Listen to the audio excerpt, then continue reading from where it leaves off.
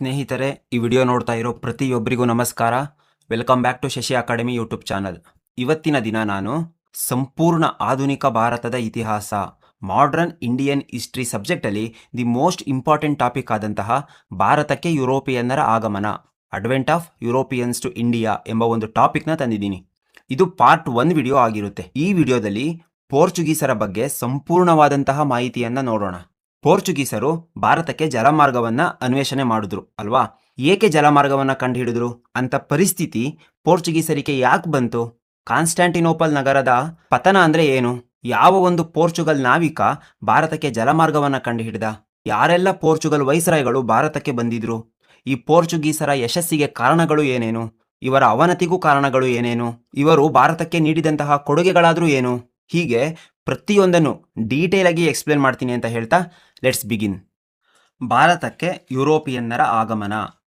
ನೋಡಿ, ಭಾರತಕ್ಕೆ ಹೊಸ ಜಲಮಾರ್ಗವನ್ನು ಕಂಡುಹಿಡಿಯುವುದರ ಮೂಲಕ ಪೋರ್ಚುಗೀಸರು ಮೊದಲಿಗರಾಗಿ ಭಾರತಕ್ಕೆ ಎಂಟ್ರಿ ಕೊಡ್ತಾರೆ ಅಲ್ವಾ? 1498ರಿಂದ 1961ರವರೆಗೆ ಭಾರತದಲ್ಲಿ ನೆಲೆಯೂರ್ತಾರೆ. ಇವರ ಮೊದಲ ರಾಜಧಾನಿ ಗೋವಾ. ಓಕೆ, ಪೋರ್ಚುಗೀಸರ ನಂತರ ಭಾರತಕ್ಕೆ ಬಂದಿದ್ದು ಡಚ್ಚರು. ಇವರು 1596ರಲ್ಲಿ ಪುಲಿಕಾಟ್ನ ತನ್ನ ರಾಜಧಾನಿಯನ್ನಾಗಿ ಮಾಡಿಕೊಂಡು ಆಳ್ವಿಕೆ ನಡೆಸ್ತಾ ಇರ್ತಾರೆ. 1792ರವರೆಗೂ ಭಾರತದಲ್ಲಿ ಈ ಡಚ್ಚರ ಅಸ್ತಿತ್ವವನ್ನು ಕಾಣಬಹುದು. ಓಕೆ, ಡಚ್ಚರ ನಂತರ 1600ರಲ್ಲಿ ಭಾರತಕ್ಕೆ ಎಂಟ್ರಿ ಕೊಟ್ಟಿದ್ದೇ ಈ ಬ್ರಿಟಿಷರು. ಕಲ್ಕತ್ತಾನ ತನ್ನ ಮೊದಲ ರಾಜಧಾನಿಯಾಗಿ ಮಾಡಿಕೊಂಡು ಯಾವ ಲೆವೆಲ್ಗೆ ಇವರು ಅಧಿಪತ್ಯ ಸಾಧಿಸ್ತಾರೆ ಅಂದರೆ 1947ರವರೆಗೆ ಭಾರತವನ್ನು ಆಳ್ತಾರೆ. ಓಕೆ, ಬ್ರಿಟಿಷರ ನಂತರ ಫ್ರೆಂಚರು 1664ರಲ್ಲಿ ಭಾರತಕ್ಕೆ ಬರ್ತಾರೆ. ರಾಜಧಾನಿ ಪಾಂಡಿಚೇರಿ ಆಗಿರುತ್ತೆ. ಹೀಗೆ ಪೋರ್ಚುಗೀಸರು, ಡಚ್ಚರು, ಬ್ರಿಟಿಷರು ಮತ್ತು ಫ್ರೆಂಚರು ಈ ಎಲ್ಲ ಯುರೋಪಿಯನ್ನರು ಕೂಡ ಭಾರತಕ್ಕೆ ಬಂದು ತನ್ನ ಅಧಿಪತ್ಯವನ್ನು ಹೇಗೆಲ್ಲ ಸಾಧಿಸಿದ್ರು ಅನ್ನೋದನ್ನು ನೋಡೋಣ. ಈ ವಿಡಿಯೋದಲ್ಲಿ ಅಂದರೆ ಪಾರ್ಟ್ 1ನಲ್ಲಿ ಪೋರ್ಚುಗೀಸರ ಬಗ್ಗೆ ನೋಡೋಣ. ರಿಮೈನಿಂಗ್ ಡಚ್ಚರು, ಬ್ರಿಟಿಷರು ಮತ್ತು ಫ್ರೆಂಚರ ಬಗ್ಗೆ ಮುಂದಿನ ವಿಡಿಯೋದಲ್ಲಿ ಅಂದರೆ ಪಾರ್ಟ್ 2 ವಿಡಿಯೋದಲ್ಲಿ ನೋಡೋಣ. ಓಕೆ, ಅದಕ್ಕಿಂತ ಮುಂಚೆ ಬ್ರಿಟಿಷ್ ಈಸ್ಟ್ ಇಂಡಿಯಾ ಕಂಪನಿ ಕಾಯ್ದೆಗಳಾದಂತಹ ರೆಗ್ಯುಲೇಟಿಂಗ್ ಕಾಯ್ದೆ, ಪಿಟ್ಸ್ ಇಂಡಿಯಾ ಕಾಯ್ದೆ ಮತ್ತು ಚಾರ್ಟರ್ ಕಾಯ್ದೆಗಳ ಬಗ್ಗೆ ಡೀಟೇಲ್ ಆಗಿ ಎಕ್ಸ್ಪ್ಲೇನ್ ಮಾಡಿದ್ದೀನಿ. ಮತ್ತು ಭಾರತೀಯ ಸಂವಿಧಾನದ 12 ಅನುಸೂಚಿಗಳು 12 ಶೆಡ್ಯೂಲ್ಸ್ಗಳ ಬಗ್ಗೆ ಡೀಟೇಲ್ ಆಗಿ ಎಕ್ಸ್ಪ್ಲೇನ್ ಮಾಡಿದ್ದೀನಿ. ಈ ಎರಡೂ ವಿಡಿಯೋಗಳ ಲಿಂಕನ್ನು ಡಿಸ್ಕ್ರಿಪ್ಷನ್ ಬಾಕ್ಸಲ್ಲಿ ಕೊಟ್ಟಿರ್ತೀನಿ, ಆಸಕ್ತಿ ಉಳ್ಳವರು ನೋಡಬಹುದು ಅಂತ ಹೇಳ್ತಾ ಈಗ ಟಾಪಿಕ್ಕಿಗೆ ಬರೋಣ. ಭಾರತಕ್ಕೆ ಯುರೋಪಿಯನ್ನರ ಆಗಮನ. ನೋಡಿ, ಈಗ ನಾನು ನಿಮಗೆಲ್ಲ ಒಂದು ಕತೆ ಹೇಳ್ತೀನಿ. ತುಂಬ ಮುಖ್ಯವಾದಂತಹ ಕತೆ ಇದು, ಗಮನ ಇಟ್ಟು ಕೇಳಿ. ಯುರೋಪಿಯನ್ನರು. ನೋಡಿ, ಯುರೋಪಿಯನ್ನರು ಅಂದರೆ ಯಾರು? ಯುರೋಪ್ ಖಂಡದಲ್ಲಿ ವಾಸ ಮಾಡೋರನ್ನ ಯುರೋಪಿಯನ್ನರು ಅಂತ ಕರೀತಾರೆ. ಸಿಂಪಲ್. ಓಕೆ, ಯುರೋಪ್ ಖಂಡ ಅಂದರೆ Portugal, Spain, England, Ireland, Scotland, ಹೀಗೆ ಈ ಎಲ್ಲ ದೇಶಗಳು ಯುರೋಪ್ ಖಂಡದಲ್ಲಿ ಬರ್ತವೆ. ಓಕೆ, ಹೀಗೆ ಈ ಅರಬ್ಬಿ ಸಮುದ್ರ ಏನಿದೆ, ಈ ಅರಬ್ಬಿ ಸಮುದ್ರಕ್ಕೆ ಮೊದಲು ಇಂಪೀರಿಯಲ್ ಸಮುದ್ರ ಅಂತ ಕರಿತಾ ಇದ್ರು. ಆದರೆ ಅರಬ್ಬರು ಈ ಸಮುದ್ರದ ಮೇಲೆ ಪ್ರಭುತ್ವ ಸಾಧಿಸಿದ್ದರಿಂದ ಈ ಅರಬ್ಬಿ ಸಮುದ್ರ ಅಂತ ಕರೆಯೋಕೆ ಸ್ಟಾರ್ಟ್ ಮಾಡಿದ್ರು. ಓಕೆ, ಈ ಅರಬ್ಬರು ಶ್ರೀಲಂಕಾದೊಂದಿಗೆ ನಿರಂತರವಾಗಿ ವ್ಯಾಪಾರ ಮಾಡ್ತಾ ಇರ್ತಾರೆ. ಕ್ರಿಸ್ತಶಕ 8ನೇ ಶತಮಾನದ ಆಸುಪಾಸಿನಲ್ಲಿ ಅರಬ್ಬಿ ಸಮುದ್ರದಲ್ಲಿ ಸಾಗ್ತಾ ಇದ್ದಂತಹ ಅರಬ್ಬರ 2 ಹಡಗುಗಳು ಬಿರುಗಾಳಿಗೆ ಸಿಲುಕಿ ಬಂದು ಭಾರತವನ್ನು ತಲುಪ್ತವೆ. ಆ ಹಡಗುಗಳು ಬಂದು ಭಾರತಕ್ಕೆ ತಲುಪಿದಾಗ ಅರಬ್ಬರಿಗೆ ಒಂದು ವಿಷಯ ಮನವರಿಕೆ ಆಗುತ್ತೆ. ಏನ ವಿಷಯ ಅಂದರೆ ಭಾರತದಲ್ಲಿ ಅಪಾರ ಪ್ರಮಾಣದ ಮಸಾಲ ಪದಾರ್ಥಗಳ ಸಂಪತ್ತು ಇದೆ ಅಂತ.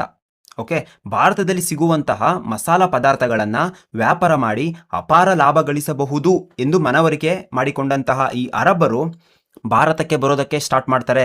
ಈ ಕೇರಳ ಕರಾವಳಿ ಅಥವಾ ಮಲಬಾರ್ ಕರಾವಳಿ ಅಂತ ಹೇಳಿ ನಾವೇನು ಕರಿತೀವೋ ಆ ಪ್ರದೇಶದಲ್ಲಿ ಬೆಳೆಯುವಂತಹ ಉತ್ಕೃಷ್ಟವಾದ ಸಾಂಬಾರ ಪದಾರ್ಥಗಳಿಂದ ಪ್ರಭಾವಿತರಾದಂತಹ ಈ ಅರಬ್ಬರು ಅತಿ ಹೆಚ್ಚಿನ ಸಂಖ್ಯೆಯಲ್ಲಿ ಭಾರತಕ್ಕೆ ಬರೋದಕ್ಕೆ ಆರಂಭಿಸ್ತಾರೆ. ಈ ಭಾಗದಲ್ಲಿ ಬೆಳೀತಾ ಇದ್ದಂತಹ ಲವಂಗ, ದಾಲ್ಚಿನ್ನಿ, ಏಲಕ್ಕಿ, ಶುಂಠಿ, ಕಾಳುಮೆಣಸು ಇಂತಹ ಸಾಂಬಾರ ಪದಾರ್ಥಗಳಿಗೆ ಅರೇಬಿಯನ್ ರಾಷ್ಟ್ರಗಳಿಂದ ಅಪಾರ ಪ್ರಮಾಣದಲ್ಲಿ ಬೇಡಿಕೆ ಇರ್ತದೆ. ಅದರಲ್ಲೂ ಕೂಡ ಈ ಕಾಳುಮೆಣಸು ಅಂತ ಒಂದು ಪದಾರ್ಥ ಇಸ್ಲಾಂ ಸಮುದಾಯ ಅತಿ ಹೆಚ್ಚು ಬಳಕೆ ಮಾಡ್ತಾ ಇದ್ದುದರಿಂದ ಈ ಕಾಳುಮೆಣಸಿಗೆ ಸಾಂಬಾರ ಪದಾರ್ಥಗಳ ರಾಜ ಅಂತಲೇ ಕರಿತಾ ಇದ್ರು. ಓಕೆ, ಇಲ್ಲಿ ಅರಬ್ಬರು ಕೆಲ ದಿನಗಳ ಕಾಲ ಭಾರತದೊಂದಿಗೆ ವ್ಯಾಪಾರ ಮಾಡಿದ್ರು. ನಂತರದ ದಿನಗಳಲ್ಲಿ ತಾವು ವ್ಯಾಪಾರ ಮಾಡಿದಂತಹ ಸಂಪತ್ತನ್ನು ತೆಗೆದುಕೊಂಡು ಹೋಗಿ ಯುರೋಪಿಯನ್ನರಿಗೆ ಮಾರಾಟ ಮಾಡೋಕೆ ಶುರು ಮಾಡ್ತಾರೆ. ಇಂಪಾರ್ಟೆಂಟ್. ಓಕೆ, ಭಾರತದ ಕೃಷಿಗರಿಂದ ಫಾರ್ ಎಕ್ಸಾಂಪಲ್ 5 ರೂಪಾಯಿಗೆ ಭಾರತದ ಕೃಷಿಗರಿಂದ ಕೊಂಡುಕೊಂಡು ಅದನ್ನು ಯುರೋಪಿಯನ್ನರಿಗೆ ತಗೊಂಡೋಗಿ 500 ರೂಪಾಯಿಗೆ ಮಾರಾಟ ಮಾಡ್ತಾ ಇದ್ರು. ಈ ಪಾಶ್ಚಿಮಾತ್ಯ ರಾಷ್ಟ್ರಗಳಲ್ಲಿ ಇದ್ದಂತಹ ಎಲ್ಲರೂ ಮಾಂಸಾಹಾರಿಗಳಾಗಿದ್ದ ಕಾರಣ ಅವರಿಗೆ ಅಲ್ಲಿನ ಸಾಂಬಾರ ಪದಾರ್ಥಗಳ ಅವಶ್ಯಕತೆ ತುಂಬ ಜಾಸ್ತಿನೇ ಇರುತ್ತೆ. ಓಕೆ, ಆಗ ಈ ಅರಬ್ಬರು ಟರ್ಕಿಯ ಕಾನ್ಸ್ಟಾಂಟಿನೋಪಲ್ ಅಂತ ಒಂದು ನಗರ ಇದೆ ನೋಡಿ ಇಲ್ಲಿ. ಆ ಕಾಲದಲ್ಲಿ ಈ ಕಾನ್ಸ್ಟಾಂಟಿನೋಪಲ್ ನಗರನ ಅಂತಾರಾಷ್ಟ್ರೀಯ ಸರಕು ವಿನಿಮಯ ಕೇಂದ್ರ ಅಂತಾನೆ ಕರಿತಾ ಇದ್ರು. ಓಕೆ, ಮತ್ತೆ ರಿಪೀಟ್ ಮಾಡ್ತೀನಿ. ಅರಬ್ಬರು ಟರ್ಕಿಯ ಕಾನ್ಸ್ಟಾಂಟಿನೋಪಲ್ ಅಂತ ಒಂದು ನಗರ ಇದೆ ನೋಡಿ ಇಲ್ಲಿ. ಆ ಕಾಲದಲ್ಲಿ ಈ ಕಾನ್ಸ್ಟಾಂಟಿನೋಪಲ್ ನಗರನ ಅಂತಾರಾಷ್ಟ್ರೀಯ ಸರಕು ವಿನಿಮಯ ಕೇಂದ್ರ ಅಂತಾನೆ ಕರಿತಾ ಇದ್ರು. ಆಗಿನ ಕಾನ್ಸ್ಟಾಂಟಿನೋಪಲ್ ನಗರಕ್ಕೆ ಇವತ್ತು ನಾವು ಇಸ್ತಾನ್ಬುಲ್ ಅಂತ ಕರಿತೀವಿ. ಯುರೋಪ್ ಮತ್ತು ಏಷ್ಯಾ ಖಂಡಗಳ ನಡುವೆ ಹಂಚಿಕೆ ಆಗಿರುವಂತಹ ಒಂದು ನಗರವೇ ಕಾನ್ಸ್ಟಾಂಟಿನೋಪಲ್. ಓಕೆ, ಈ ಅರಬ್ಬರು ಟರ್ಕಿಯ ಕಾನ್ಸ್ಟಾಂಟಿನೋಪಲ್ ನಗರದ ಮೂಲಕ ಭಾರತದ ಅಪಾರ ಸಂಪತ್ತನ್ನು ಹೊಯ್ದು 100 ಪಟ್ಟು ಹೆಚ್ಚಿನ ಬೆಲೆಗೆ ಯುರೋಪಿಯನ್ನರಿಗೆ ಮಾರಾಟ ಮಾಡ್ತಾ ಇದ್ರು. ಓಕೆ, ಈಗ ಟ್ವಿಸ್ಟ್ ಮೇಲ್ ಟ್ವಿಸ್ಟ್ ಆಗುತ್ತೆ. ಏನದು ಅಂದರೆ, ಕ್ರಿಸ್ತಶಕ 1295ರಲ್ಲಿ ಇಟಲಿಯ ವೇನಿಸ್ ನಗರದ ಒಬ್ಬ ವ್ಯಾಪಾರಸ್ಥ ಮಾರ್ಕೋಪೋಲೋ ಅಂತ ಎಂಬ ವ್ಯಕ್ತಿ ಟರ್ಕಿಯ ಕಾನ್ಸ್ಟಾಂಟಿನೋಪಲ್ ನಗರದ ಮೂಲಕ ಈ ಮಾರ್ಕೋಪೋಲೋ ಈ ಭೂಮಾರ್ಗದ ಮೂಲಕ ಬಂದು ಭಾರತದ ವಾಯುವ್ಯ ಮಾರ್ಗದ ಮೂಲಕ ಬರ್ತಾನೆ. ಇಲ್ಲಿ ವಾರಂಗಲ್ನ ಕಾಕತೀಯರು ಅಂತ ಇದ್ರು. ಇವತ್ತಿನ ತೆಲಂಗಾಣದ ಭೂಭಾಗದಲ್ಲಿ ಬರ್ತದೆ ವಾರಂಗಲ್ ಅಂತ. ಓಕೆ, ಈ ವಾರಂಗಲ್ನ ಕಾಕತೀಯರ ಆಸ್ಥಾನಕ್ಕೆ ಭೇಟಿ ಕೊಟ್ಟು ಇಟಲಿಯ ಮಾರ್ಕೋಪೋಲೋ ಮರಳಿತನ ದೇಶಕ್ಕೆ ಹೋಗ್ತಾನೆ. ಓಕೆ, ಈತ ಮರಳಿತನ ದೇಶಕ್ಕೆ ಹೋದ ನಂತರ ಯುರೋಪಿಯನ್ನರು ಇದೇ ಭೂಮಾರ್ಗದ ಮೂಲಕ ಅಂದರೆ ಭಾರತದ ವಾಯುವ್ಯ ಮಾರ್ಗದ ಮೂಲಕ ಭಾರತದೊಂದಿಗೆ ವ್ಯಾಪಾರ ಸಂಪರ್ಕವನ್ನು ಆರಂಭ ಮಾಡ್ತಾರೆ. ಯಾಕಂದ್ರೆ ಅರಬ್ಬರು ಮಸಾಲ ಪದಾರ್ಥಗಳನ್ನ ಅತಿ ಹೆಚ್ಚು ಬೆಲೆಗೆ ಮಾರಾಟ ಮಾಡ್ತಾ ಇರ್ತಾರೆ. ಆದರೆ ಕ್ರಿಸ್ತಶಕ 1453ರಲ್ಲಿ ಮೆಹಮತ್ ಅಲಿ ಸುಲ್ತಾನ್, ಇನ್ನೊಂದ್ಸಲ ಹೇಳ್ತೀನಿ, ಕ್ರಿಸ್ತಶಕ 1453ರಲ್ಲಿ ಮೆಹಮತ್ ಅಲಿ ಸುಲ್ತಾನ್ ನಾಯಕತ್ವದಲ್ಲಿ ಒಟ್ಟೋಮನ್ ಟರ್ಕರು ಎಂಬಂತಹ ಒಂದು ಜನಾಂಗ 1453ರಲ್ಲಿ ಕಾನ್ಸ್ಟಾಂಟಿನೋಪಲ್ ನಗರದ ಮೇಲೆ ದಾಳಿ ಮಾಡಿ ಈ ನಗರವನ್ನು ವಶಪಡಿಸಿಕೊಳ್ತಾರೆ. ಇದಾದ ನಂತರ ಯುರೋಪಿಯನ್ನರು ಭಾರತಕ್ಕೆ ಬರ್ತಕ್ಕಂತಹ ಭೂಮಾರ್ಗ ಮುಚ್ಚಿ ಹೋಗ್ತದೆ. ಇದನ್ನೇ ಇತಿಹಾಸಕಾರರು ವ್ಯಾಪಾರದ ಸ್ಥಿತ್ಯಂತರ ಆರಂಭದ ಘಟನೆ ಅಂತ ಕರೆದ್ರು. ಓಕೆ, ಇದು ಒಂದು ಹಿನ್ನೆಲೆ ಅಷ್ಟೇ. ನಿಮಗೆ ಇದು ಅರ್ಥ ಆಗಲಿ ಅಂತ ಒಂದು ಕತೆ ರೀತಿ ಹೇಳಿದ್ದೀನಿ. ಮುಂದೆ ನೋಡೋಣ. ಪೋರ್ಚುಗೀಸರು ಭಾರತಕ್ಕೆ ಬಂದ ಪ್ರಥಮ ಐರೋಪ್ಯರೆಂದರೆ ಈ ಪೋರ್ಚುಗೀಸರು. ಓಕೆ, ಇವರು ಸಾಹಸಿಗಳು ಆಗಿದ್ರು, ಉದ್ಯಮಶೀಲರು ಆಗಿದ್ರು ಮತ್ತು ಅತಿ ಮುಖ್ಯವಾಗಿ ನೌಕಾಯಾನದಲ್ಲಿ ಈ ಪೋರ್ಚುಗೀಸರಿಗೆ ಆಸಕ್ತಿ ಇದ್ದಿದ್ದರಿಂದ ಭಾರತಕ್ಕೆ ಜಲಮಾರ್ಗವನ್ನು ಕಂಡುಹಿಡಿದರು. ಅದು ಹೇಗೆ ಏನು ನೋಡೋಣ. ನೋಡಿ, ಪೋರ್ಚುಗಲ್ ಅಂತಕ್ಕಂಥ ಒಂದು ಚಿಕ್ಕ ರಾಷ್ಟ್ರ, ಯುರೋಪಿಯನ್ ರಾಷ್ಟ್ರ ಅಲ್ವಾ. ಈ ಪೋರ್ಚುಗಲ್ನ ರಾಜಧಾನಿ ಲಿಸ್ಬನ್. ಈ ಲಿಸ್ಬನ್ ಒಂದು ಬಂದರು ನಗರ ಆಗಿತ್ತು. ಓಕೆ, ಈ ಲಿಸ್ಬನ್ನಲ್ಲಿ ಒಬ್ಬ ರಾಜಕುಮಾರ ಇರ್ತಾನೆ. ಅವನ ಹೆಸರು ಹೆನ್ರಿ ಅಂತ. ಈ ರಾಜಕುಮಾರ ಹೆನ್ರಿ ತನ್ನ ದೇಶದ ಯುವಕರಿಗೆ ನೌಕಾಯಾನದ ತರಬೇತಿ ನೀಡುವ ಸಲುವಾಗಿ ಲಿಸ್ಬನ್ನಲ್ಲಿ ಒಂದು ನೌಕಾಯಾನ ತರಬೇತಿ ಶಾಲೆಯನ್ನು ಆರಂಭ ಮಾಡ್ತಾನೆ. ಓಕೆ, ಯುರೋಪಿಯನ್ನರಿಗೆ ಭಾರತಕ್ಕೆ ಯಾವ ಮಾರ್ಗದ ಮೂಲಕ ಹೋಗುವುದು ಅಂತ ಒಂದು ಗೊತ್ತಿಲ್ಲದ ಸಮಯದಲ್ಲಿ ಅವರಿಗೆ ದಾರಿ ತೋರಿಸಿದಕ್ಕಾಗಿ ಈ ರಾಜಕುಮಾರ ಹೆನ್ರಿಗೆ ಇತಿಹಾಸಕಾರರು ದಿ ನ್ಯಾವಿಗೇಟರ್ ಅಂತ ಬಿರುದು ಕೊಡ್ತಾರೆ. Very important. ಓಕೆ, ಲಿಸ್ಬನ್ನಲ್ಲಿ ಒಂದು ನೌಕಾಯಾನ ತರಬೇತಿ ಶಾಲೆನ ಆರಂಭ ಮಾಡಿ ಯುರೋಪಿಯನ್ನರಿಗೆ ಭಾರತಕ್ಕೆ ಯಾವ ಮಾರ್ಗದ ಮೂಲಕ ಹೋಗುವುದು ಅಂತ ಒಂದು ಗೊತ್ತಿಲ್ಲದ ಸಮಯದಲ್ಲಿ ಅವರಿಗೆ ದಾರಿ ತೋರಿಸಿದಕ್ಕಾಗಿ ಈ ಹೆನ್ರಿಯನ್ನ ಇತಿಹಾಸಕಾರರು ದಿ ನ್ಯಾವಿಗೇಟರ್ ಅಂತ ಕರೀತಾರೆ. Very important. ಓಕೆ, ಈ ಹೆನ್ರಿ ಕೇವಲ ನೌಕಾಯಾನಕ್ಕಾಗಿ ಒಂದು ತರಬೇತಿ ಶಾಲೆಯನ್ನು ಸ್ಥಾಪಿಸಿದರೆ ಈತನ ನಂತರ ಬಂದಂತಹ ರಾಜ 2ನೇ ಜಾನ್, ಓಕೆ, ಈತ ಒಂದು ನೌಕಾಪಡೆಯನ್ನೇ ಕಟ್ಟಿ ಆ ನೌಕಾಪಡೆಗೆ ಮುಖ್ಯಸ್ಥನಾಗಿ ಬಾರ್ತೊಲೋಮಿಯೋ ಡಯಾಜ್ನನ್ನು ನೇಮಿಸ್ತಾನೆ. Very important. ಓಕೆ, 2ನೇ ಜಾನ್ ಒಂದು ನೌಕಾಪಡೆಯನ್ನು ಕಟ್ಟಿ ಆ ನೌಕಾಪಡೆಗೆ ಮುಖ್ಯಸ್ಥನಾಗಿ ಬಾರ್ತೊಲೋಮಿಯೋ ಡಯಾಜ್ನನ್ನು ನೇಮಿಸ್ತಾನೆ. ಈ 2ನೇ ಜಾನ್ನ ಸಹಾಯದೊಂದಿಗೆ ಬಾರ್ತೊಲೋಮಿಯೋ ಡಯಾಜನು ಕ್ರಿಸ್ತಶಕ 1487ರಲ್ಲಿ ಲಿಸ್ಬನ್ನಿಂದ ಪ್ರಯಾಣ ಆರಂಭಿಸಿ ಈ ಆಫ್ರಿಕಾದ ದಕ್ಷಿಣ ತುದಿಗೆ ಬಂದು ತಲುಪ್ತಾನೆ. ಇಲ್ಲಿಂದ ಆತ ಮುಂದೆ ಹೋಗಬೇಕು ಅಂತ ಅಂದುಕೊಂಡಾಗ ಈ ಕಡೆಯಿಂದ ಪ್ರಬಲವಾದ ಬಿರುಗಾಳಿ ಬೀಸಿದ್ದರಿಂದ, ಅಂದರೆ ತನ್ನ ಪೂರ್ವದಿಂದ ಪ್ರಬಲವಾದ ಬಿರುಗಾಳಿ ಬೀಸಿದ್ದರಿಂದ ಆತನಿಗೆ ಮುಂದೆ ಪ್ರಯಾಣ ಮಾಡಲಿಕ್ಕೆ ಸಹಾಯ ಆಗಲಿಲ್ಲ. ಓಕೆ, ಆದ್ದರಿಂದ ಈ ಬಾರ್ತೊಲೋಮಿಯೋ ಡಯಾಜ್ ಎಂಬ ಪೋರ್ಚುಗಲ್ ನಾವಿಕ ಈ ಆಫ್ರಿಕಾದ ದಕ್ಷಿಣ ತುದಿಯನ್ನು ಬಿರುಗಾಳಿಗಳ ಭೂಶಿರ, ಕೇಪ್ ಆಫ್ ಸ್ಟ್ರಾಮ್ಸ್ ಅಂತ ಕರೆದು ಮರಳಿತನ ದೇಶಕ್ಕೆ ಹೋಗ್ತಾನೆ. ಓಕೆ, ಆದರೆ 2ನೇ ಜಾನ್ ರಾಜಕುಮಾರ ಏನಿರ್ತಾನೆ, 2ನೇ ಜಾನ್ ಇದು ಆಫ್ರಿಕಾದ ದಕ್ಷಿಣ ತುದಿಯನ್ನ, ಇದು ಬಿರುಗಾಳಿಗಳ ಭೂಶಿರ ಅಲ್ಲ, ಇದು ಒಳ್ಳೆಯ ಭರವಸೆಯ ಭೂಶಿರ, ಕೇಪ್ ಆಫ್ ಗುಡ್ ಹೋಪ್ ಅಂತ ಇದನ್ನ ಕರೀತಾನೆ. ಯಾರು? 2ನೇ ಜಾರ್ಜ್ ರಾಜಕುಮಾರ. ಇಂದಿನಿಂದ ಇಂದಿನವರೆಗೂ ಸಹ ನಾವು ಆಫ್ರಿಕಾದ ದಕ್ಷಿಣ ತುದಿಯನ್ನ ಕೇಪ್ ಆಫ್ ಗುಡ್ ಹೋಪ್ ಅಂತ ಕರಿತೀವಿ. ಓಕೆ, ಇಷ್ಟೆಲ್ಲ ಆದ ಮೇಲೆ ಭಾರತಕ್ಕೆ ಜಲಮಾರ್ಗನ ಕಂಡು ಹಿಡಿದಿದ್ದೆ ವಾಸ್ಕೋಡಗಾಮ. Very important. ನೋಡಿ, ಪೋರ್ಚುಗಲ್ ನಾವಿಕನಾಗಿದ್ದ ಈ ವಾಸ್ಕೋಡಗಾಮ 1497 ಜುಲೈ 8ರಂದು, ಡೇಟ್ ಇಂಪಾರ್ಟೆಂಟ್ ಕೇಳ್ತಾರೆ. ಓಕೆ, 1497 ಜುಲೈ 8ರಂದು ರಾಜ ಎಮ್ಯಾನ್ಯುಯಲ್ನಿಂದ ಪಡೆದಂತಹ 4 ಹಡಗು ಮತ್ತು 118 ನಾವಿಕರೊಡನೆ ಪೋರ್ಚುಗಲ್ನ ರಾಜಧಾನಿಯಾದಂತಹ ಲಿಸ್ಬನ್ನಿಂದ ಪ್ರಯಾಣ ಆರಂಭ ಮಾಡ್ತಾನೆ. ಓಕೆ, ಲಿಸ್ಬನ್ನಿಂದ ಪ್ರಯಾಣ ಆರಂಭ ಮಾಡಿ ಕೇಪ್ ಆಫ್ ಗುಡ್ ಹೋಪ್ ಭೂಶಿರವನ್ನು ತಲುಪ್ತಾನೆ. ಅದೇ ಮಾರ್ಗದಲ್ಲಿ ಪೂರ್ವಕ್ಕೆ ಸಂಚರಿಸಿ ಅರಬ್ಬಿ ಸಮುದ್ರದ ಮೂಲಕ ಸಾಗಿ 1498 ಮೇ 17ರಂದು, ಈ ಡೇಟ್ ಕೂಡ ಇಂಪಾರ್ಟೆಂಟ್, 1498 ಮೇ 17ರಂದು ಭಾರತದ ಕೇರಳದ ಕಲ್ಲಿಕೋಟೆಯ ಕಪ್ಪಾಡ ಗ್ರಾಮಕ್ಕೆ ಬಂದು ತಲುಪ್ತಾನೆ. ಓಕೆ, 1498 ಮೇ 17ರಂದು ಭಾರತದ ಕೇರಳದ ಕಲ್ಲಿಕೋಟೆಯ ಕಪ್ಪಾಡ ಗ್ರಾಮಕ್ಕೆ ಬಂದು ತಲುಪ್ತಾನೆ. ಯಾರು? ವಾಸ್ಕೋಡಗಾಮ ಮತ್ತು ಅವನ ಸೇನೆ. ಸುಮಾರು 10.5 ತಿಂಗಳ ಕಾಲ ಪ್ರಯಾಣ ಮಾಡಿ ಭಾರತಕ್ಕೆ ಪೋರ್ಚುಗಲ್ನಿಂದ ಜಲಮಾರ್ಗವನ್ನ ಈ ವಾಸ್ಕೋಡಿಗಾಮ ಕಂಡು ಹಿಡಿತಾನೆ. ಓಕೆ, ಈ ಪ್ರಯಾಣ ಮಾಡಿದಂತಹ ಹಡಗಿನ ಹೆಸರು ಸಾವೋ ಗ್ಯಾಬ್ರಿಯಲ್ ಅಂತ. ಓಕೆ, ಕಲ್ಲಿಕೋಟೆಯ ಕಪ್ಪಾಡ ಗ್ರಾಮಕ್ಕೆ ಬಂದು ತಲುಪಿದ ವಾಸ್ಕೋಡಗಾಮನನ್ನ ಅಲ್ಲಿನ ಕಲ್ಲಿಕೋಟೆಯ ರಾಜ ಆಗಿದ್ದಂತಹ ಜಾಮೋರಿನ್ ವಾಸ್ಕೋಡಗಾಮನನ್ನ ಆದರದಿಂದ ಆತ್ಮೀಯತೆಯಿಂದ ಬರಮಾಡಿಕೊಂಡು ಪೋರ್ಚುಗೀಸರಿಗೆ ವ್ಯಾಪಾರ ಮಾಡಲು ಅನುಮತಿ ಕೊಡ್ತಾನೆ. ಯಾರು? ರಾಜ ಜಾಮೋರಿನ್. ಈತನ ಅನುಮತಿ ಪಡೆದಂತಹ ವಾಸ್ಕೋಡಗಾಮ ಕೇರಳದಲ್ಲಿ ಸಿಗುವಂತಹ ವಸ್ತುಗಳನ್ನು ಸಮೀಕ್ಷೆ ಮಾಡಿ ಕಲ್ಲಿಕೋಟೆಯಲ್ಲಿ ಒಂದು ವ್ಯಾಪಾರ ಕೋಟೆಯನ್ನು ಕೂಡ ಆರಂಭ ಮಾಡ್ತಾನೆ. ವ್ಯಾಪಾರ ಕೋಟೆ ಅಂದ್ರೆ ವ್ಯಾಪಾರಿಗಳ ಸಂಘ ಅಂತ ಹೇಳ್ಬೋದು. ಓಕೆ, ವ್ಯಾಪಾರಿ ಕೋಟೆಯನ್ನ ಕಲ್ಲಿಕೋಟೆಯಲ್ಲಿ ಆರಂಭ ಮಾಡಿ 6 ತಿಂಗಳ ಕಾಲ ಅಲ್ಲೇ ಇದ್ದು ವ್ಯಾಪಾರ ಮಾಡಿ ತನ್ನ ಪ್ರಯಾಣ ವೆಚ್ಚದ 60 ಪಟ್ಟು ಅಧಿಕ ಸಂಪತ್ತಿನೊಂದಿಗೆ ತನ್ನ ಸ್ವದೇಶಕ್ಕೆ ಹಿಂತಿರುಗ್ತಾನೆ. ಅಂದ್ರೆ ಪೋರ್ಚುಗಲ್ನಿಂದ ಭಾರತಕ್ಕೆ ಜಲಮಾರ್ಗದ ಮೂಲಕ ಬರಲು ಮಾಡಿದಂತಹ ಪ್ರಯಾಣ ವೆಚ್ಚದ 60 ಪಟ್ಟು ಅಧಿಕ ಸಂಪತ್ತನ್ನ ಈ ವಾಸ್ಕೋಡಗಾಮ ಸಂಪಾದನೆ ಮಾಡಿ ತನ್ನ ಪೋರ್ಚುಗಲ್ ದೇಶಕ್ಕೆ ಹಿಂತಿರುಗಿದ. ಸೊ ವಾಸ್ಕೋಡಗಾಮ ಭಾರತಕ್ಕೆ ಹೊಸ ಜಲಮಾರ್ಗವನ್ನ ಕಂಡುಹಿಡಿದ ಸಲುವಾಗಿ ಹಲವಾರು ಪೋರ್ಚುಗೀಸ್ ವ್ಯಾಪಾರಿಗಳು ಕೂಡ ಭಾರತಕ್ಕೆ ಬಂದು ವ್ಯಾಪಾರ ಮಾಡಲು ಆರಂಭ ಮಾಡಿದ್ರು. ಓಕೆ, ಈ ವಾಸ್ಕೋಡಗಾಮ ತನ್ನ ಮೊದಲ ಪ್ರಯಾಣದಿಂದ ತುಂಬಾ ಯಶಸ್ಸು ಕಂಡಿದ್ದ ಅಲ್ವಾ. ಇದರಿಂದಾಗಿ 1501ರಲ್ಲಿ ಮತ್ತೆ ಭಾರತಕ್ಕೆ ಬರ್ತಾನೆ. ಈ ಬಾರಿ ಅವನು ಬಹಳ ಬಲಿಷ್ಠ ನೌಕಾಪಡೆಯೊಂದಿಗೆ ಬರ್ತಾನೆ. ಅಂದ್ರೆ ಹೆಚ್ಚು ಹಡಗುಗಳು ಮತ್ತು ಶಸ್ತ್ರಾಸ್ತ್ರಗಳನ್ನ ತಂದಿರ್ತಾನೆ. ವ್ಯಾಪಾರವನ್ನ ವಿಸ್ತರಿಸುವುದು ಮತ್ತು ಹಿಂದೆ ಕಟ್ಟಿದಂತಹ ವ್ಯಾಪಾರ ಕೋಟೆಗಳನ್ನ ಬಲಪಡಿಸೋದು ಈತನ ಉದ್ದೇಶ ಆಗಿರ್ತದೆ. ಓಕೆ, ಈ ವಾಸ್ಕೋಡಗಾಮ ಕೊಚ್ಚಿ ನಗರದಲ್ಲಿ ಒಂದು ಹೊಸ ವ್ಯಾಪಾರ ಕೋಟೆಯನ್ನ ಸ್ಥಾಪನೆ ಮಾಡ್ತಾನೆ.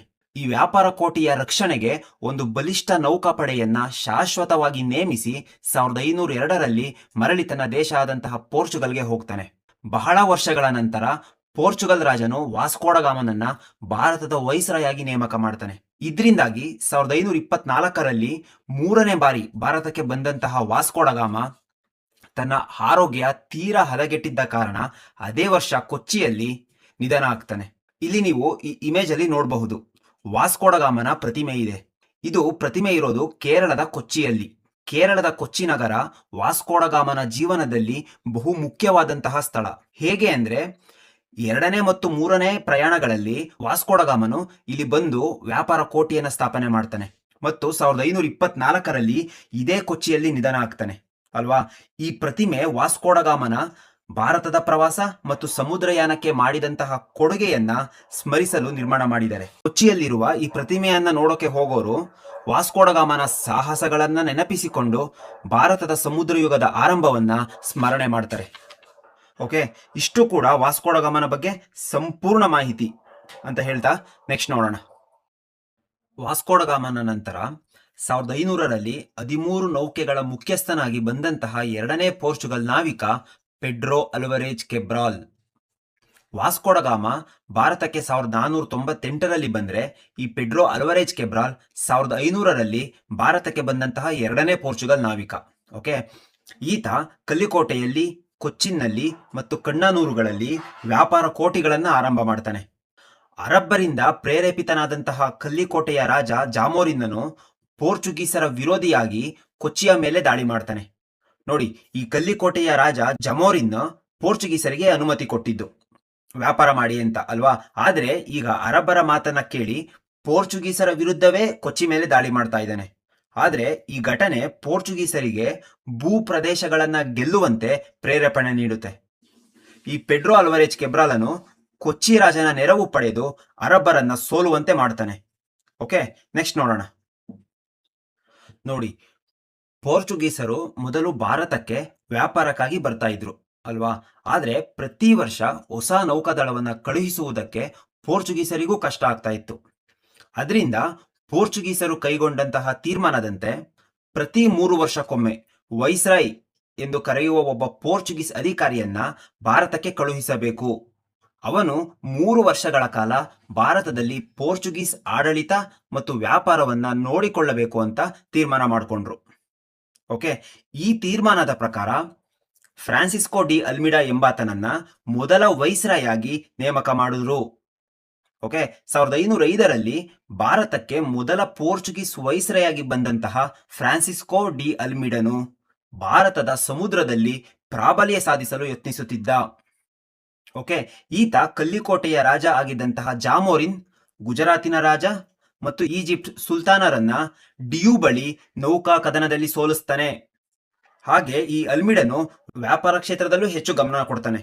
ಈತ ಪರ್ಷಿಯಾ ದೇಶದವರಿಂದ, ಅಂದ್ರೆ ಇಂದಿನ ಇರಾನ್ ದೇಶದವರಿಂದ ಕುದುರೆಗಳನ್ನ ಭಾರತಕ್ಕೆ ತರಲು ವ್ಯಾಪಾರ ಒಪ್ಪಂದ ಮಾಡಿಕೊಳ್ತಾನೆ.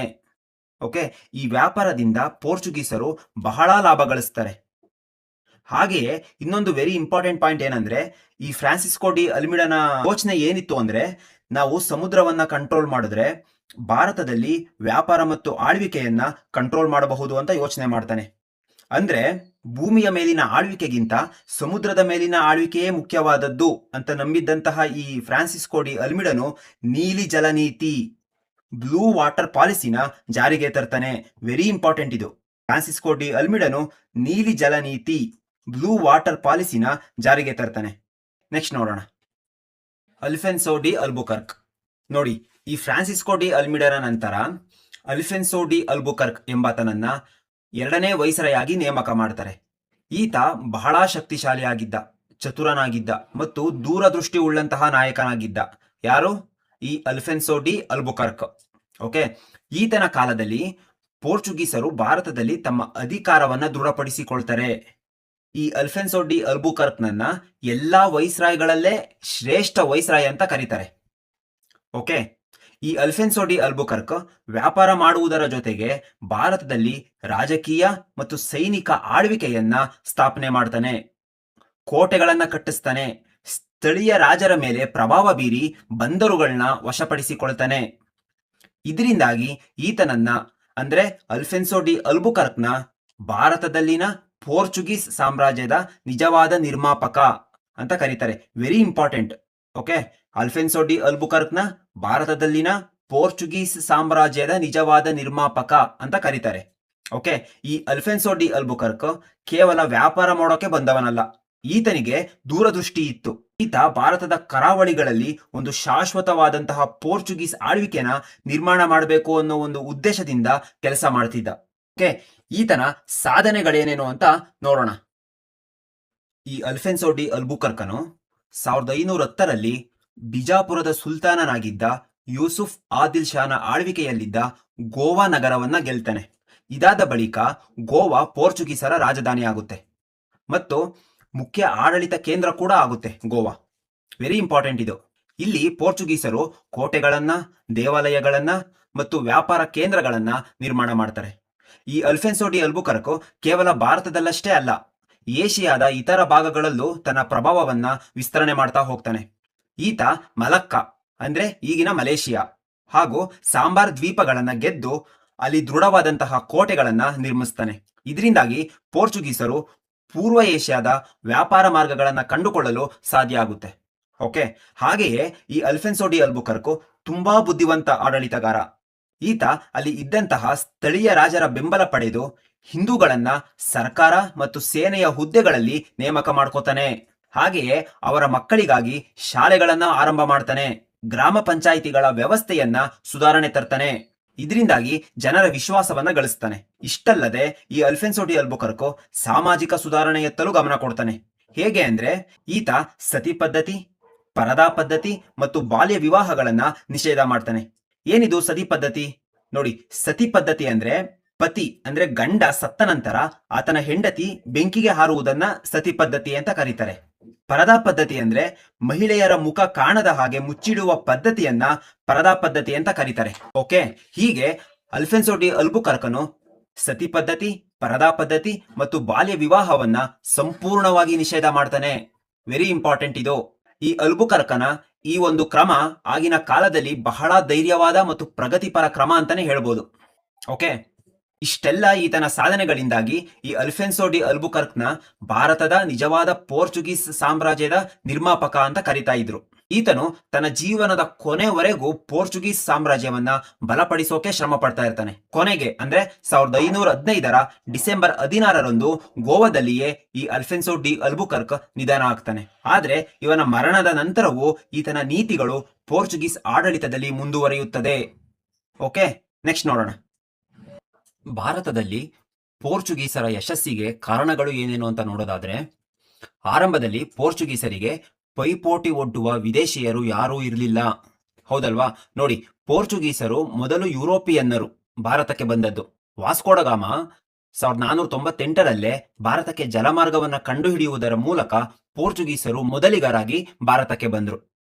ಆ ಸಮಯದಲ್ಲಿ ಡಚ್ಚರಾಗ್ಲಿ, ಇಂಗ್ಲಿಷರು ಆಗ್ಲಿ ಅಥವಾ ಫ್ರೆಂಚರೇ ಆಗ್ಲಿ ಇವರು ಇನ್ನೂ ಭಾರತಕ್ಕೆ ಬಂದಿರಲಿಲ್ಲ. ಹೀಗಾಗಿ ಪೋರ್ಚುಗೀಸರು ವ್ಯಾಪಾರ ಮತ್ತು ಸಮುದ್ರ ಮಾರ್ಗಗಳಲ್ಲಿ ಪೈಪೋಟಿ ಇಲ್ಲದೆ ತಮ್ಮ ಪ್ರಭಾವ ವಿಸ್ತರಣೆ ಮಾಡೋಕೆ ಸಾಧ್ಯ ಆಯಿತು. ಓಕೆ, ಹಾಗೆ ನೌಕಾಯಾನದಲ್ಲಿ ಇತರ ಐರೋಪ್ಯರಿಗಿಂತ ಅವರು ಹೆಚ್ಚು ಕುಶಲಿಗರು, ನುರಿತವರಾಗಿದ್ದರು. ಅಲ್ಲದೆ ಭಾರತದ ರಾಜರು ನೌಕಾಬಲ ಹೊಂದಿರಲಿಲ್ಲ. ಹೌದಲ್ವಾ? ನೋಡಿ, ಪೋರ್ಚುಗೀಸರು ಸಮುದ್ರಯಾನದಲ್ಲಿ ಬಹಳ ನಿಪುಣರು ಮತ್ತು ಅನುಭವಿಗಳು ಕೂಡ ಆಗಿದ್ರು. ಅವರ ಹತ್ರ ದೊಡ್ಡ ಮತ್ತು ಶಕ್ತಿಯುತವಾದಂತಹ ನೌಕೆಗಳು ಇದ್ವು ಮತ್ತು ಆಧುನಿಕ ಶಸ್ತ್ರಾಸ್ತ್ರಗಳು ಕೂಡ ಇದ್ವು. ಆದರೆ ಭಾರತದ ರಾಜರು ಸಮುದ್ರ ಸೇನೆ ಹೊಂದಿರಲಿಲ್ಲ. ಇದರ ಪರಿಣಾಮ ಪೋರ್ಚುಗೀಸರು ಸಮುದ್ರ ಮಾರ್ಗ ಮತ್ತು ವ್ಯಾಪಾರ ಬಂದರುಗಳ ಮೇಲೆ ಸಂಪೂರ್ಣ ನಿಯಂತ್ರಣ ಪಡೆದ್ರು. ಓಕೆ, ಹಾಗೇನೆ ಲಾಸ್ಟ್ ಸ್ಲೈಡ್ ಅಲ್ಲೇ ಹೇಳಿದೆ ಏನಂತ ಅಂದ್ರೆ, ಗೋವಾವನ್ನ ಗೆದ್ದ ಅಲ್ಬುಕರ್ಕ್ ಅದರ ಮೂಲಕ ಮಹಾ ಸಾಮ್ರಾಜ್ಯವನ್ನ ನಿರ್ಮಿಸಿಕೊಟ್ಟನು. ಇದರ ಅರ್ಥ ಏನಂದ್ರೆ, ಅಲ್ಬುಕರ್ಕ್ ಗೋವಾವನ್ನ ಗೆದ್ದ ನಂತರ ಅದನ್ನ ಪೋರ್ಚುಗೀಸರ ರಾಜಧಾನಿಯನ್ನಾಗಿ ಮಾಡಿಕೊಂಡ್ರು. ಇದರಿಂದಾಗಿ ಅಲ್ಬುಕರ್ಕ್ ಪೋರ್ಚುಗೀಸರ ರಾಜಕೀಯ ಮತ್ತು ಸೈನಿಕ ಸಾಮ್ರಾಜ್ಯವನ್ನ ನಿರ್ಮಿಸಿದ. ಓಕೆ, ಇದರಿಂದಾಗಿ ಪೋರ್ಚುಗೀಸರು ಭಾರತದಲ್ಲಿ ಶಕ್ತಿಶಾಲಿ ಆಳ್ವಿಕೆ ಸ್ಥಾಪಿಸಲು ಸಾಧ್ಯ ಆಯಿತು. ಓಕೆ, ಲಾಸ್ಟ್ ಪಾಯಿಂಟ್ ಏನಂದ್ರೆ, ಕಲ್ಲಿಕೋಟೆ ಮತ್ತು ಕೊಚ್ಚಿನ್ ರಾಜರ ಒಳಜಗಳ ಪೋರ್ಚುಗೀಸರು ಮಲಬಾರಿನಲ್ಲಿ ಭದ್ರವಾಗಿ ನೆಲೆಯೂರಲು ಕಾರಣವಾಯಿತು. ಮಲಬಾರಿನ ಪ್ರದೇಶದಲ್ಲಿ ಕಲ್ಲಿಕೋಟೆ ಮತ್ತು ಕೊಚ್ಚಿನ್ ರಾಜರುಗಳು ಪರಸ್ಪರ ಶತ್ರುಗಳಾಗಿದ್ರು. ಈ ಒಳ ಜಗಳವನ್ನ ಪೋರ್ಚುಗೀಸರು ತಮ್ಮ ಲಾಭಕ್ಕೆ ಬಳಸ್ಕೊಳ್ತಾರೆ. ಪೋರ್ಚುಗೀಸರು ಕೊಚ್ಚಿನ್ ರಾಜನಿಗೆ ಸಹಾಯ ಮಾಡಿ ಅಲ್ಲಿ ತಮ್ಮ ಕೋಟೆ ಮತ್ತು ವ್ಯಾಪಾರ ಕೇಂದ್ರಗಳನ್ನ ಸ್ಥಾಪನೆ ಮಾಡ್ತಾರೆ. ಇದರಿಂದ ಅವರು ಮಲಬಾರಿನಲ್ಲಿ ದೃಢವಾದ ನೆಲೆಯನ್ನ ನಿರ್ಮಾಣ ಮಾಡ್ಕೋತಾರೆ. ಓಕೆ, ಇಷ್ಟು ಕೂಡ ಭಾರತದಲ್ಲಿ ಪೋರ್ಚುಗೀಸರ ಯಶಸ್ಸಿಗೆ ಮುಖ್ಯವಾದಂತಹ ಕಾರಣಗಳು. ಆದ್ರೆ ಈ ಪೋರ್ಚುಗೀಸರ ಅವನತಿಗೆ ಮುಖ್ಯವಾದಂತಹ ಕಾರಣಗಳು ಏನೇನು ಅಂತ ನೋಡೋದಾದ್ರೆ, ಪೋರ್ಚುಗೀಸರ ಅವನತಿಗೆ ಕಾರಣಗಳಲ್ಲಿ ಮೊದಲನೇ ಕಾರಣ ಅದಕ್ಷತೆ, ಇನ್ಎಫಿಷಿಯನ್ಸಿ. ನೋಡಿ, ಪೋರ್ಚುಗೀಸರು ಆರಂಭದಲ್ಲಿ ಶಕ್ತಿಶಾಲಿಗಳಾಗಿದ್ರು. ಕಾಲ ಕಳೆದಂತೆ ಅಲ್ಬುಕರ್ಕ್ನ ನಂತರ ಬಂದಂತಹ ಅಧಿಕಾರಿಗಳು ಅಸಮರ್ಥರಾಗಿದ್ರು, ಅದಕ್ಷರಾಗಿದ್ರು ಮತ್ತು ನಿರ್ಲಕ್ಷ್ಯದಿಂದ ವರ್ತಿಸ್ತಿದ್ರು. ಓಕೆ, ಆಡಳಿತ ಸರಿಯಾಗಿ ನಡೆಸ್ತಾ ಇರಲಿಲ್ಲ. ಅವರ ಆಡಳಿತ ದುರ್ಬಲ ಆಗ್ತಾ ಬಂತು. ಇದರಿಂದಾಗಿ ಜನರ ಅಸಮಾಧಾನ ಹೆಚ್ಚಿತು. ಸೊ ಫೈನಲಿ ಈ ಪೋರ್ಚುಗೀಸರ ಸಾಮ್ರಾಜ್ಯ ಕುಸಿಯಲು ಆರಂಭ ಆಗುತ್ತೆ. ಓಕೆ, ಪೋರ್ಚುಗೀಸರ ಅವನತಿಗೆ ಎರಡನೇ ಕಾರಣ ಏನಂದ್ರೆ ಭ್ರಷ್ಟಾಚಾರ, ಕರಪ್ಷನ್. ನೋಡಿ, ಪೋರ್ಚುಗೀಸರು ಭಾರತದಲ್ಲಿ ವ್ಯಾಪಾರ ಮಾಡಲು ಬಂದ್ರು. ಅನೇಕ ಅಧಿಕಾರಿಗಳು ಸ್ವಾರ್ಥರಾಗಿದ್ರು. ಅವರು ಸರ್ಕಾರಿ ಹಣವನ್ನ ದುರುಪಯೋಗ ಮಾಡಿದ್ರು, ಲಂಚವನ್ನ ತಗೊಳ್ತಾ ಇದ್ರು. ಈ ಭ್ರಷ್ಟಾಚಾರದಿಂದ ಸರ್ಕಾರದ ಶಕ್ತಿ ಮತ್ತು ಶಿಸ್ತು ಕುಂಠಿತ ಆಯಿತು. ಓಕೆ, ಮೂರನೇ ಕಾರಣ ಏನಂದ್ರೆ ಧಾರ್ಮಿಕ ನೀತಿ, ರಿಲಿಜಿಯಸ್ ಪಾಲಿಸಿ. ನೋಡಿ, ಈ ಪೋರ್ಚುಗೀಸರು ಸ್ಥಳೀಯ ಜನರ ಮೇಲೆ ತಮ್ಮ ಕ್ರೈಸ್ತ ಧರ್ಮವನ್ನ ಬಲವಂತವಾಗಿ ಹೇರಲು ಪ್ರಯತ್ನ ಮಾಡ್ತಾ ಇದ್ರು. ಈ ಪೋರ್ಚುಗೀಸರು ಹಿಂದೂ ಮತ್ತು ಮುಸ್ಲಿಂ ಧರ್ಮದವರ ಮೇಲೆ ಕಠಿಣ ಕ್ರಮ ಕೈಗೊಳ್ತಾ ಇದ್ರು. ಇದರಿಂದ ಜನರಲ್ಲಿ ಸಾಮಾನ್ಯವಾಗಿ ಅಸಹನೆ ಮತ್ತು ವಿರೋಧ ಉಂಟಾಗ್ತಾ ಇತ್ತು. ಇದರಿಂದಾಗಿ ಪೋರ್ಚುಗೀಸರ ವಿರುದ್ಧ ಬಂಡಾಯಗಳು ನಡೆಯೋಕೆ ಸ್ಟಾರ್ಟ್ ಆಯಿತು. ಓಕೆ, ಈ ಪೋರ್ಚುಗೀಸರ ಅವನತಿಗೆ ನಾಲ್ಕನೇ ಕಾರಣ ಏನಂದ್ರೆ ವಿದೇಶಿಯರ ಪೈಪೋಟಿ, ಅಂದ್ರೆ ಫಾರಿನ್ ಕಾಂಪಿಟೇಷನ್. ನೋಡಿ, ಪ್ರಾರಂಭದಲ್ಲಿ ಪೋರ್ಚುಗೀಸರಿಗೆ ಪೈಪೋಟಿ ಇರಲಿಲ್ಲ. ಆದರೆ ನಂತರ ಬಂದಂತಹ ಡಚ್ಚರು, ಇಂಗ್ಲಿಷರು ಮತ್ತು ಫ್ರೆಂಚರು ವ್ಯಾಪಾರ ಮತ್ತು ನೌಕಾಯಾನದಲ್ಲಿ ಪೋರ್ಚುಗೀಸರಿಗಿಂತ ಹೆಚ್ಚು ಬಲಿಷ್ಠರಾಗಿ ಇದ್ರು. ಈ ಹೊಸ ಪೈಪೋಟಿಯಿಂದ ಪೋರ್ಚುಗೀಸರು ತಮ್ಮ ವ್ಯಾಪಾರ ಮತ್ತು ಪ್ರದೇಶಗಳನ್ನ ಕಳ್ಕೊತಾರೆ. ಓಕೆ. 5ನೇ ಕಾರಣ ಏನಂದ್ರೆ ಅತಿಯಾದ ನೀಲಿ ನೀರಿನ ವ್ಯಾಮೋಹ, ಅಂದ್ರೆ over dependency on blue water policy. ಅಂದ್ರೆ ಏನು ನೋಡಿ, ಪೋರ್ಚುಗೀಸರು ತಮ್ಮ ನೀಲಿ ಜಲ ನೀತಿ ಅಂದ್ರೆ ಸಮುದ್ರದ ಮೇಲೆ ಆಳ್ವಿಕೆ ಎಂಬುದರ ಮೇಲೆ ತುಂಬಾ ಅವಲಂಬಿತರಾಗಿರ್ತಾರೆ. ಅವರು ಭೂಮಿಯ ಒಳನಾಡಿನ ಆಡಳಿತ ಮತ್ತು ಜನರ ಬೆಂಬಲವನ್ನ ನಿರ್ಲಕ್ಷ್ಯ ಮಾಡ್ತಾರೆ.